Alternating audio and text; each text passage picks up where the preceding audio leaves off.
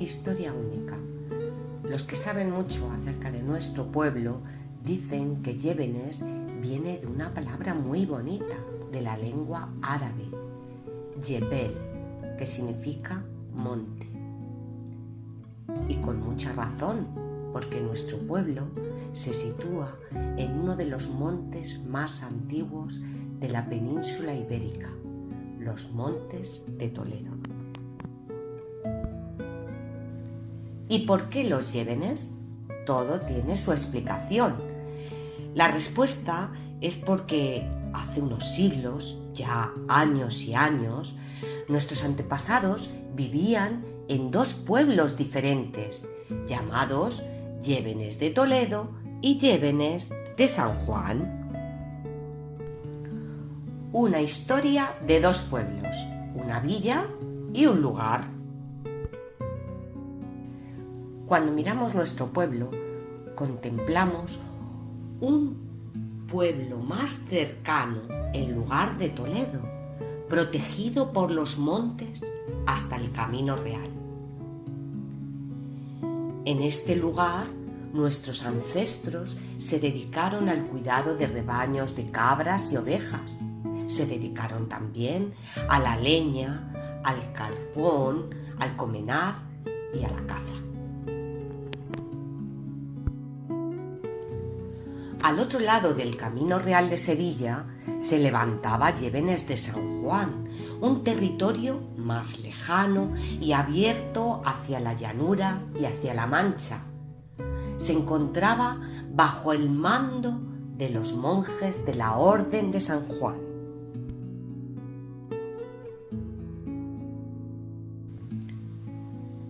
El Camino Real de Sevilla era la linde entre estos dos pueblos, bien distintos en arquitectura y costumbres.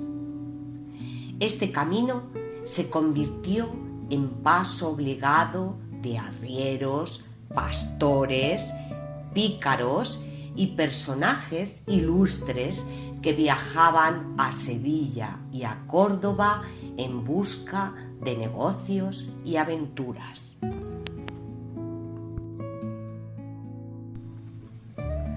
Durante 6 siglos permanecerán separados villa y lugar, hasta que en el año 1835 se unirán en un solo pueblo.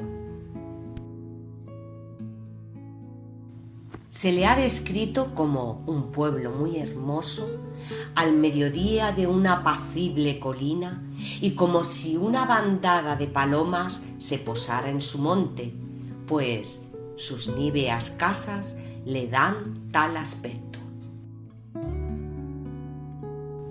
Los Llévenes, por tanto, es un destino turístico obligado, primero, por su historia dividida, segundo, por la abundancia de museos y tercero, por su exquisito patrimonio. Y desde luego, por un interesante mundo legendario y por la belleza de su entorno. La reconquista de la Virgen de Finibusterre. La devoción que tenemos a nuestra patrona, la Virgen de Finibusterre, viene de muy antiguo, desde la época de la Reconquista, que es una época histórica que tiene lugar cuando los cristianos inician la conquista de tierras y pueblos que estaban en manos de los árabes. A nuestras tierras van llegando gentes de otros pueblos y lugares para vivir aquí. Los forasteros nos enseñaban su cultura, sus tradiciones, sus devociones religiosas y entre ellas el fervor que sentían hacia la Virgen María.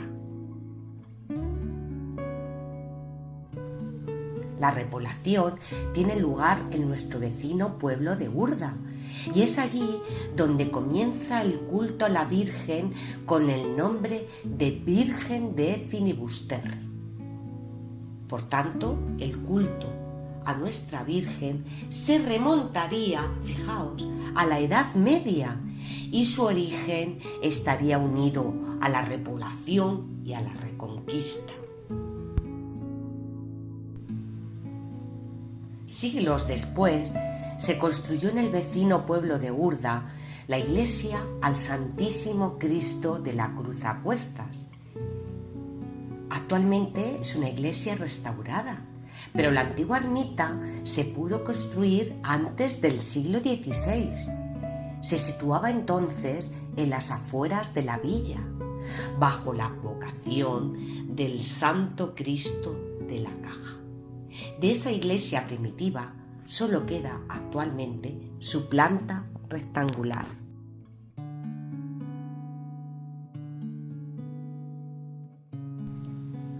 Al Santísimo Cristo de la Cruz a Cuestas se le conoce también como Cristo de Urda, Cristo de la Mancha, Cristo Milagroso de Urda, Cristo con la Cruz a Cuestas o Cristo Nazareno, entre otros nombres.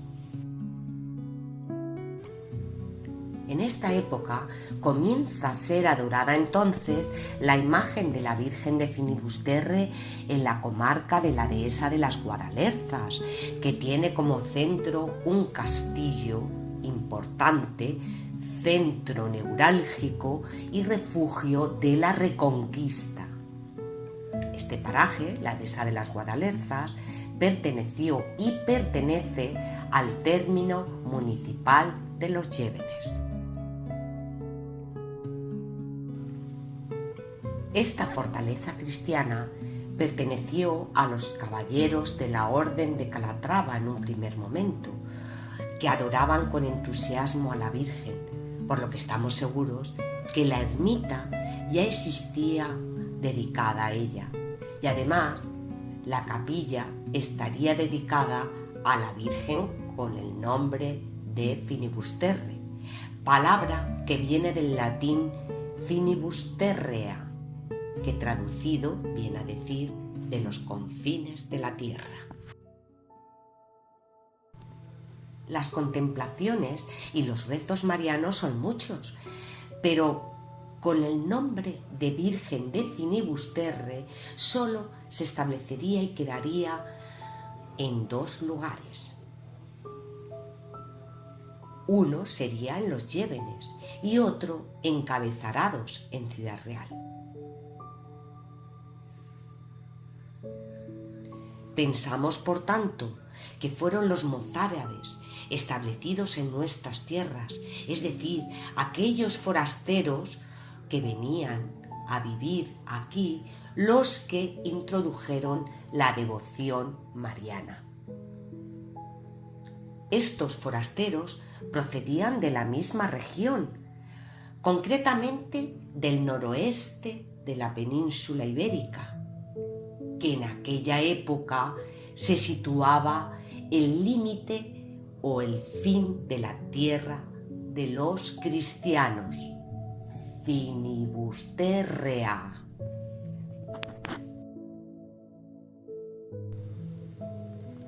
En los archivos de la parroquia de Santa María la Real y entre los libros antiguos aparece un documento que fue recogido por don Pedro López Ayllón, cura párroco de Los Llévenes durante mucho tiempo.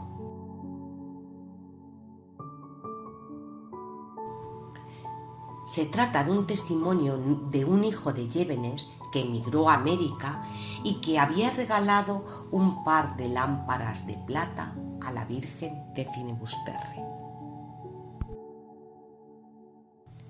En el mismo archivo parroquial de Santa María la Real y en otro legajo, es decir, en un libro antiguo, ya se cuenta la prohibición que tenían los clérigos de Santa María para asistir a la entrada de la Virgen de Llévenes cuando venía desde su ermita.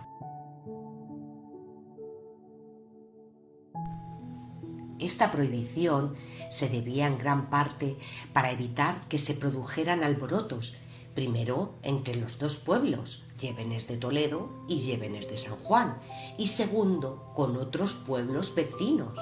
Y todo ello era debido a la devoción y entusiasmo que se tenía por nuestra patrona. Si era menester, se llegaba incluso al uso de las armas para defender el derecho que tenía Llévenes de San Juan a este santuario. El santuario se hallaba en la encomienda de San Juan y la Virgen de Finibusterre presidía este templo. La Virgen no era la patrona de Llévenes en exclusiva, sino era la patrona de toda la comarca de la Orden sanjuanista, porque el gran prior de la Orden de San Juan siempre tomaba posesión de su dignidad prioral. El gran prior se situaba a la hora de la ceremonia en posición orante, orando un poco delante de la imagen de la Virgen y siempre en presencia de todos los priores de las diversas encomiendas.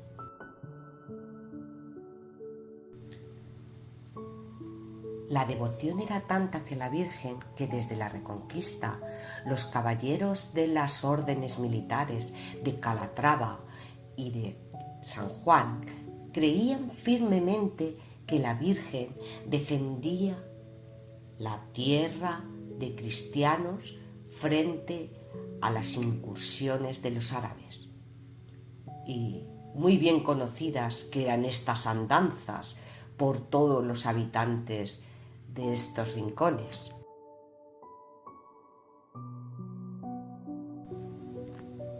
Como símbolo de la tradición cristiana del territorio, la Virgen de Finibusterre viene hasta nuestra iglesia de San Juan como patrona. Cuando se produce la unión de los dos pueblos, en el siglo XIX, los Llévenes de San Juan tiene como patrona a la Virgen de Finibusterre y Llévenes de Toledo como patrón a San Blas. Como hemos dicho antes, la devoción hacia la Virgen era tanta y despertaba tanta admiración entre la población que en multitud de ocasiones se recurría a ella cuando la sequía, el hambre o la peste afectaban a nuestro territorio.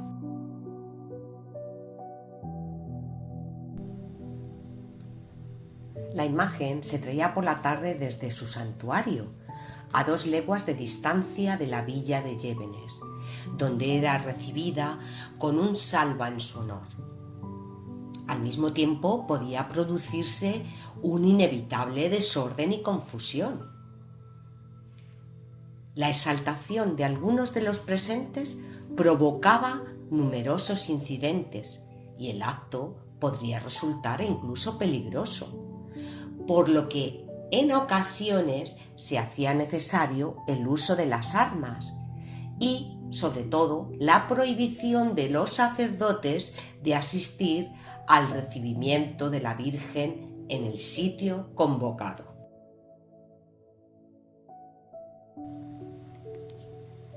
El paraje donde se encontraba el santuario no estaba lejos de nuestra villa, a 2 leguas de aquí hemos dicho, y se llegaba por un camino que aún existe, donde se alzaba una peana de piedra y una casilla con un frente que llevaba el nombre de Finibusterre.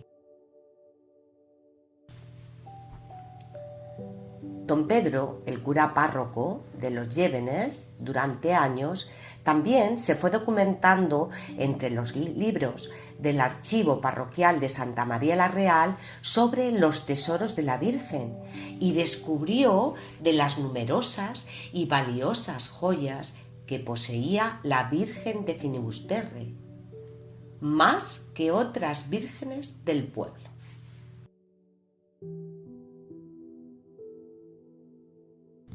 Los orfebres, los artesanos del metal, confeccionaron con su buril un arco y un trono de plata donde podía leerse: se hizo este trono a devoción de este lugar y villa de Llévenes, siendo comendador el coronel Fray Tomás de Espeleta, prior don Gabriel Coleño y Ayuso, administrador de esta encomienda don Eugenio Berio y Guerrero, y como comisarios don Cristóbal Bas y don José María Bermejo.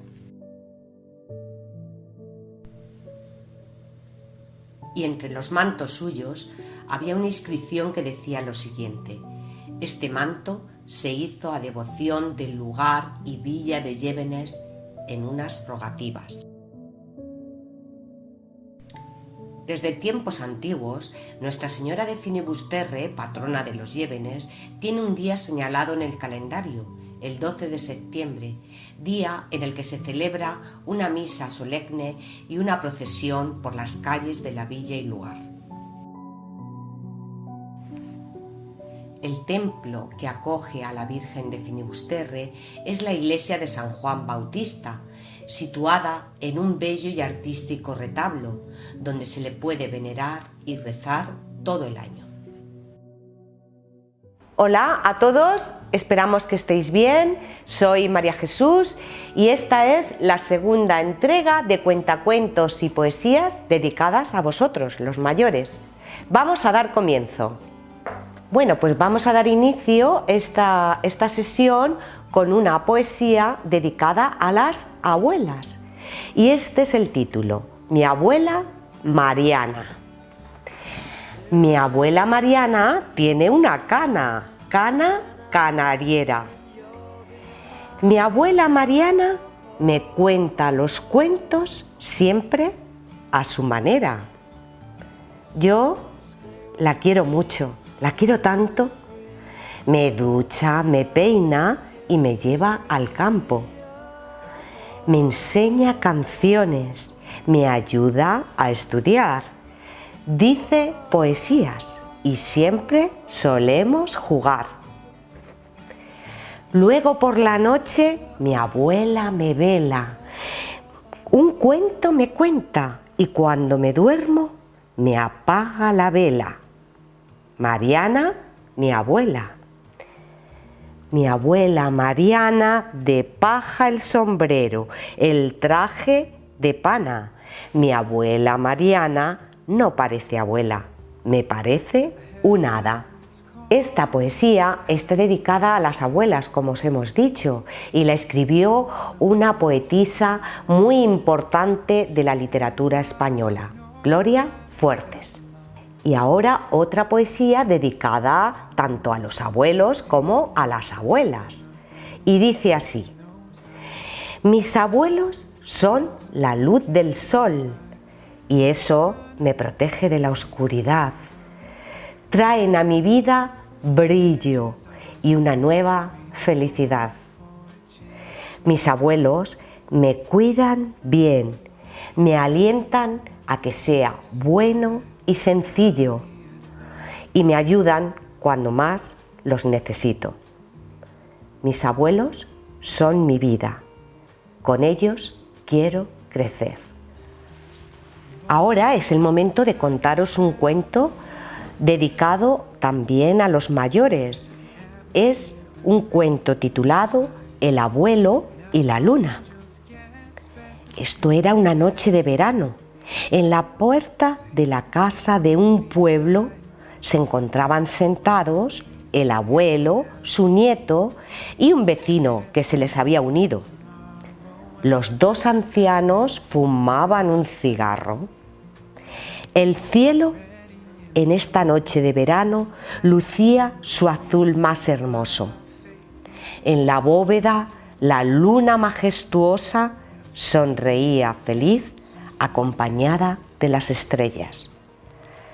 El nieto miró el cigarro que tenían en sus labios pegados y que fumaban sin utilizar sus dedos. y de repente dijo: «Abuelo, ¿por qué en la capital no veo la luna?» «Allí solo hay muros», respondió el abuelo. «¡Qué filósofo te has vuelto!», exclamó el vecino. «Es que mi abuelo es muy listo, me cuenta muchos cuentos», contestó orgulloso el nieto. El abuelo le sonríe sintiéndose satisfecho mientras deja escapar una bocanada de humo que cubre su cara como si fuera un día de niebla que poco a poco, menos mal, va desapareciendo.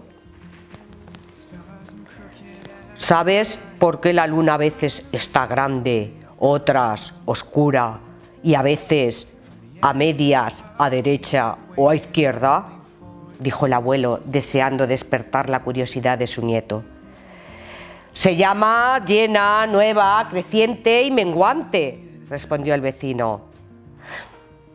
«¿Es un cuento, abuelo? ¿Es un cuento?», dijo el nieto. «Sí», contestó el abuelo, que le sonrió. «Cuéntamelo, cuéntamelo, por favor, abuelito, cuéntamelo». En el nieto había deseos de que su abuelo le contara un cuento. «Bueno, ¿has ido al mar?». «Sí, sí, ¿no te acuerdas?». «Sí», dijo con alegría. «¿No te acuerdas que fuimos un verano? Me compraste un helado y no te bañaste, aunque presumías de saber nadar». «¿Tú nadar?», dijo el vecino sonriendo. «Bueno, dejemos eso». El abuelo miró al nieto e ignoró la mirada pícara del vecino. «¿No te fijaste en lo que pasa?». «Bueno, sé que tiene mucha agua», respondió el nieto. «Pero ¿no te fijaste que por la mañana y por la tarde el agua sube o baja?». «Pues no», dijo pensativo. «Pues sí», dijo el abuelo con una sonrisa maliciosa. «¿Eso tiene que ver con la luna?». «Pues sí, efectivamente, es ella quien lo hace». La respuesta de su abuelo le desconcertó y eso se manifestó en su rostro. «Pero, cuando a la luna le falta parte, ¿es porque la ha dejado en la tierra o es porque sube el agua del mar?». «No, no», dijo el abuelo, «pero ¿no es cuando la marea alta es luna llena y cuando baja la marea la luna nueva está en cuartos?», dijo el vecino. «Tú no te metas», dijo el abuelo y le hizo un guiño pícaro. «Sigue, abuelo, acláramelo». «Pues te diré, pequeño, que la luna, ahí donde la ves, es una ladrona». «No, abuelo, eso no es así, no me digas eso», dijo el nieto, que no estaba de acuerdo, porque le habían dicho que la luna era buena y además sonreía por la noche. «Sí, muchacho, la luna cuando quiere tira parte de ella para quedarse tan pequeña que casi no la ves, y otras quiere ser grande». «Se dice nueva», añadió el vecino. «Entonces toma del fondo del mar tierra para llenarse», dijo el abuelo. «Ah, ya decía yo, por eso cuando veo en televisión los reportajes de naturaleza, en el mar hay agujeros», dijo el nieto. «Se llaman simas», aclaró el vecino. «Así es», dijo el abuelo. El pequeño estaba tan contento de su abuelo porque es que sabía muchísimo. Claro, eran los años que tenía. Pero, abuelo, ¿cómo se lleva la tierra o cómo la tira? Pues eso, ¿cómo lo hace?, dijo el vecino sonriendo pícaramente al abuelo. Pero como los años dan experiencia y acumulan conocimientos, después de largos segundos se llegó la luz. ¿Has escuchado hablar de los meteoritos, maremotos, tornados? Sí, abuelo. Una vez los vi en la televisión, claro. Se las lleva en el viento hasta ella y cuando la tira, pues es por eso, por los meteoritos, por los maremotos, por los tornados. Así lo hace. Respiró profundamente mientras miraba al vecino y éste le comprendió. Había salido del apuro. Le dio un ataque de tos que salió desde su interior. Abuelo, tienes que dejar de fumar, le miró preocupado. Ya lo sé, pero a mi edad es el único capricho que tengo. Se encogió de hombros. Es malo, lo tienes que dejar. Bueno, sonrió. Abuelo y nieto se miran, sonríen y la luna en las alturas les mira picarona. Y de repente el nieto le dice: ¿y ahora por fin, abuelo, me escribes un cuento?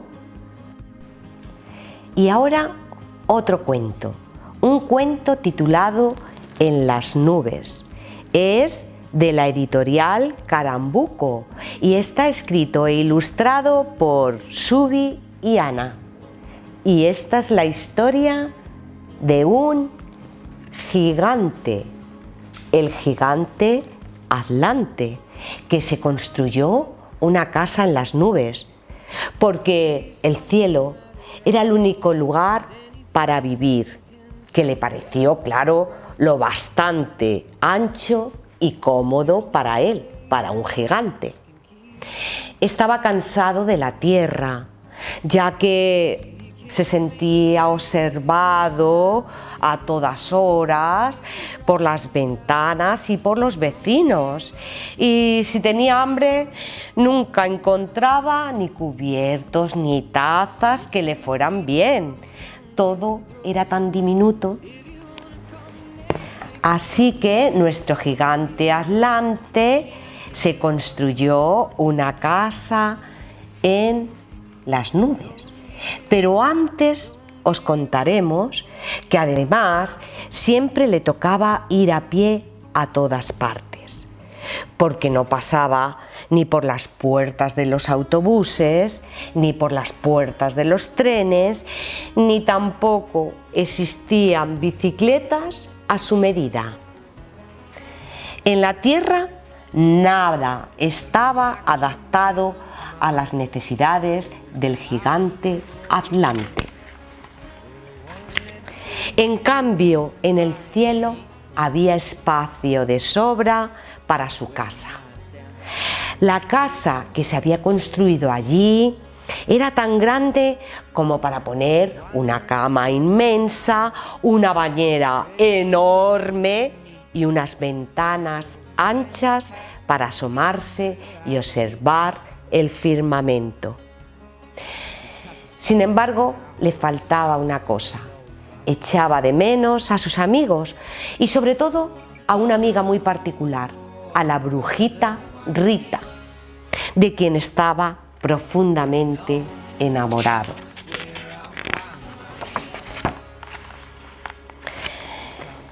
Cada mañana el gigante Atlante se duchaba para quitarse el sueño de encima. A veces salpicaba tanto que en la tierra algunos pensaban que llovía y abrían sus paraguas.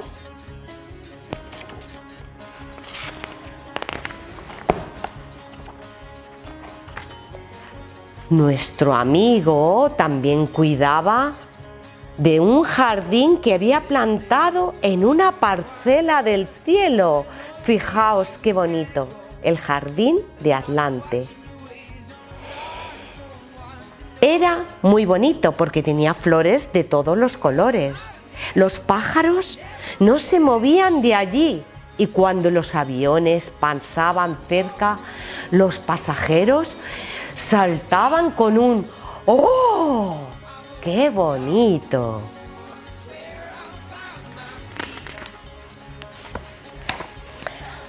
Aquella mañana, como hacía un día precioso, el gigante Atlante hizo la colada, lavó toda su ropa y estaba lavando cuando el teléfono sonó mientras tendía la ropa para que se secara con el sol y con el viento. Era la brujita Rita que le proponía visitarle. Se puso muy nervioso y esta llamada de la brujita Rita le trastornó. Así que nuestro gigante Atlante empezó a hacer cosas muy extrañas, como ponerse un calcetín de cada color o calzarse los zapatos del revés. Aquella misma tarde pintó las paredes de su casa del cielo con unos estampados muy bonitos y diferentes. Y de noche incluso se levantó de la cama porque no podía dormir para recoger flores de su jardín.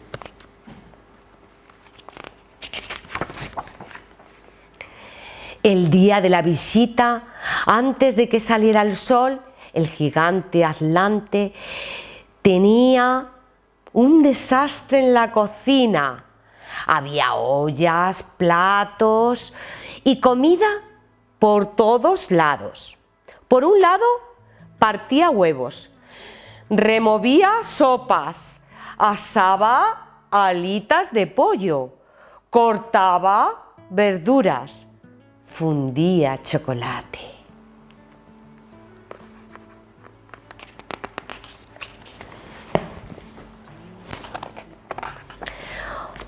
Cuando la comida estuvo lista, limpió todo el desastre y el desbarajuste que había formado, puso la mesa y se fue al lavabo, al cuarto de baño.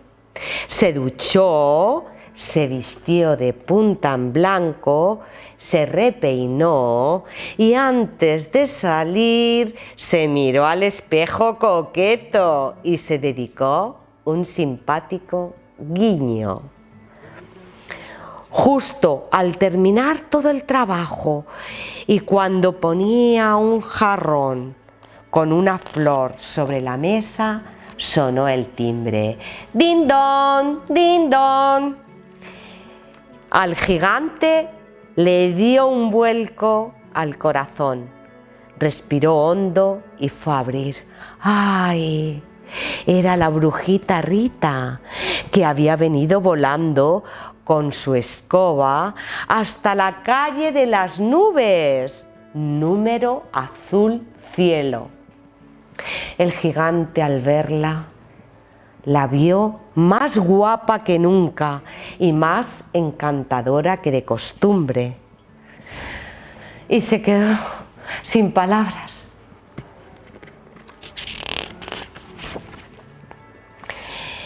Enseguida la invitó a pasar y a sentarse y cenaron bajo la luz de una vela. Qué romántico, ¿no? Durante la cena se dijeron todo lo que un gigante y una brujita pueden decirse entre las nubes. Después se levantaron, se abrazaron y se pusieron a bailar al ritmo de la música de un antiguo aparato que había en la casa del cielo.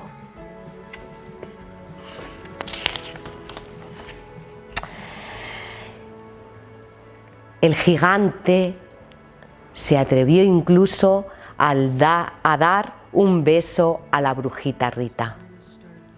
Fue tan dulce que dicen que desde aquella noche hay dos que viven en las nubes. Y ahora os contaremos la historia de la Virgen de Finibusterri. La leyenda cuenta que una mañana tibia, a mediados de septiembre, en un bonito paraje de la geografía yevenosa, un pastorcillo salió al campo con su rebaño. El muchacho caminaba con sus ovejas entonando cancioncillas. La la la la la la la la la la. Y al mismo tiempo se entretenía al contemplar el vuelo de una paloma. Cuando el ganado pastaba por las lomas de la sierra, pasó un arriero por una vereda y saludó al zagal. «Buenos días, muchacho, qué buen día hace», le saludó el arriero. «Buenos días tenga usted. Sí, hoy nos acompaña el veranillo de San Miguel», le dijo el joven pastor. «Bueno, luego volveré a pasar. Me marcho, que se hace tarde para la faena», continuó el mayor. La paloma, que entonces volaba sin cesar, se escondió entre las ovejas y se perdió detrás del pequeño cerro. Desde ese instante no la volvió a ver en toda la mañana.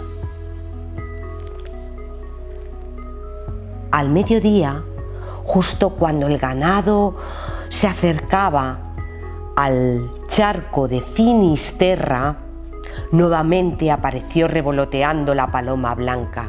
Era un ave muy especial, que la diferenciaba de todas las demás.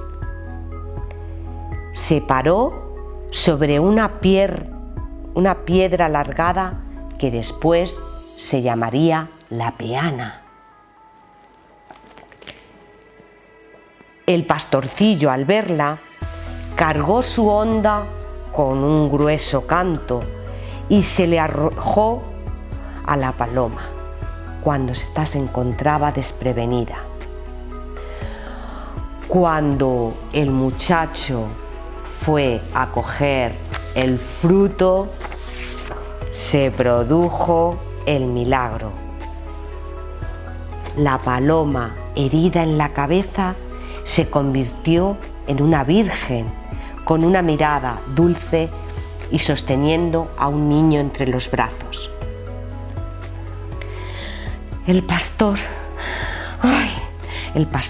cayó de rodillas durante unos instantes, pero se asustó y salió corriendo hasta que logró encontrar a unos hombres del campo. Cuando les contó la historia, nadie le creyó al niño. Solo sus padres y los dueños del ganado le acompañaron al lugar del suceso. Cuando llegaron allí, los gañanes del pueblo vecino habían descubierto la imagen de la Virgen y la trasladaban a su iglesia. ¡Ay! El pastorcillo estaba muy triste, no dejaba de llorar. Él había sido el primero en ver ese bello tesoro y no quería desprenderse de él. Sus padres y los amos, conmovidos, prometieron tomar cartas en el asunto, pero la primera noche ya se produjo el milagro.